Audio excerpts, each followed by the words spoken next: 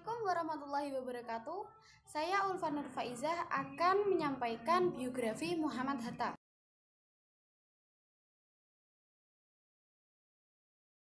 Muhammad Hatta lahir di Bukit Tinggi, Sumatera Barat pada tanggal 12 Agustus 1902. Nama asli dari Muhammad Hatta adalah Muhammad Adhar. Ayahnya, Muhammad Jamil, merupakan seorang pemuka agama yang meninggal ketika Muhammad Hatta masih berusia 8 bulan. Sehingga kemudian Muhammad Hatta diasuh oleh keluarga ibunya yang merupakan keluarga saudagar. Muhammad Hatta menempuh pendidikan dasar di Sekolah Melayu di Bukit Tinggi. Saat usia 13 tahun, sebenarnya ia telah lulus ujian masuk ke HBS atau setingkat SMA di Batavia. Namun ibunya menginginkan agar Hatta tetap di Padang dahulu. Karena mengingat usianya yang masih sangat muda, akhirnya Bung Hatta melanjutkan studi ke Mulo di Padang. Baru kemudian pada tahun 1911 ia pergi ke Batavia untuk studi di Sekolah Tinggi Dagang atau biasa yang pada masa itu disebut dengan Prince Hendrik School. Beliau menyelesaikan studinya dengan hasil sangat baik. Dan pada tahun 1921 Bung Hatta pergi ke Rotterdam, Belanda untuk belajar ilmu perdagangan di Netherlands Sugar School. Ketika remaja, Muhammad Hatta mendalami agama Islam, bahasa Belanda hingga mengikuti berbagai macam ceramah dan pertemuan politik. Tidak hanya pertemuan yang dipimpin oleh Sultan Ali Said yang notabene seorang lokal saja, melainkan Muhammad Hatta juga mengikuti pertemuan yang diisi oleh luar Jawa seperti Abdul Muiz dari Serikat Islam. Perjuangan Muhammad Hatta tidak berhenti di sini. Sekembalinya ke tanah air, beliau diasingkan kembali. Hal ini bermula ketika Hatta bersama Syahrir membentuk PNI. Namun berbeda dengan Bung Karno yang membuat Partindo. Hal inilah yang membuat pertemuan antara Hatta dan Soekarno tidak baik karena selisih pendapat. Pemerintah Belanda yang merasa ngeri akan semangat pemuda di Indonesia membuat Bung Karno dan Hatta diasingkan di tempat berbeda.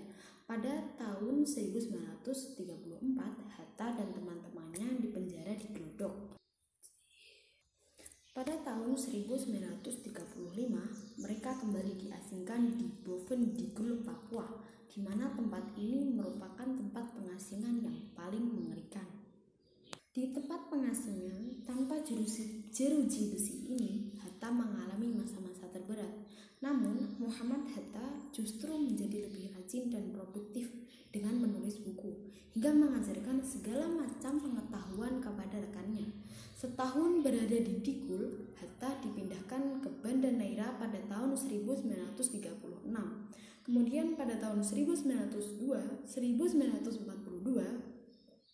beliau dipindahkan kembali ke Sukabumi. Pada masa kependudukan Jepang, Muhammad Hatta dibebaskan. Namun 4 serangkai yaitu Bung Karno, Muhammad Hatta, Kiai Haji Mas Mansur, dan Ki Hajar Dewantara harus menghadapi musuh imperialis yang tidak mau berkompromi untuk silang pendapat. Akhirnya Hatta memberanikan diri berdiskusi dengan Maizen Harada agar membebaskan Indonesia dan mengakui kemerdekaan Indonesia. Dan untuk timbal baliknya, Indonesia akan mendukung Jepang dalam Perang Pasifik melawan Sekutu. Kemudian dibentuklah PUTERA atau Pusat Tenaga Rakyat oleh Jepang untuk mengendalikan rakyat dalam Perang Pasifik untuk kerja paksa dan bantuan militer. 7 dan 9 Agustus 1945, bom atom menghancurkan Hiroshima dan Nagasaki. Hal ini membuat hampir seluruh tentara Jepang kembali ke negaranya. Akhirnya, Bung Karno dan Bung Hatta mengambil tindakan tegas dengan memproklamasikan kemerdekaan Indonesia pada tanggal 17 Agustus 1945.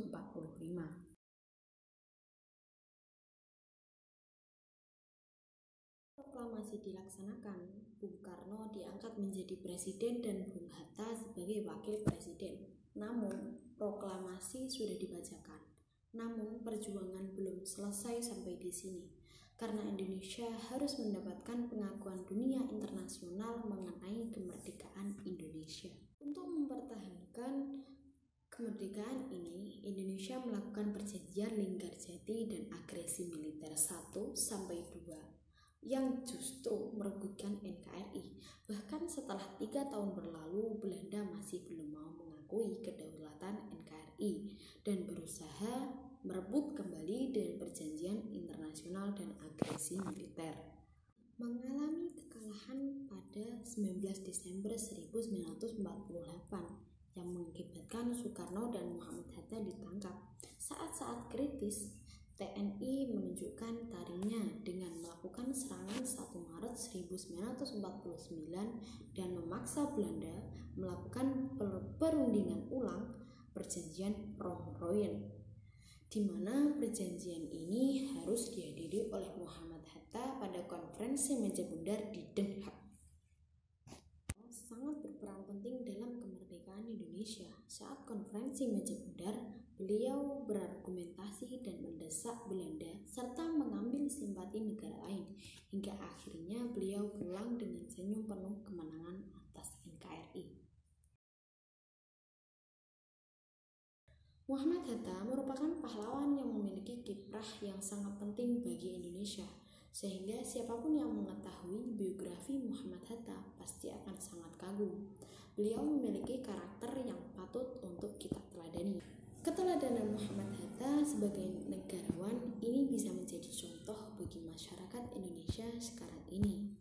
Keteladanan Muhammad Hatta yang pertama adalah 1. Berprinsip teguh. Yang kedua, berjuang tanpa kekerasan.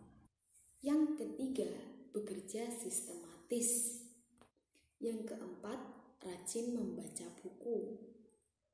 Dan yang kelima adalah pribadi yang teratur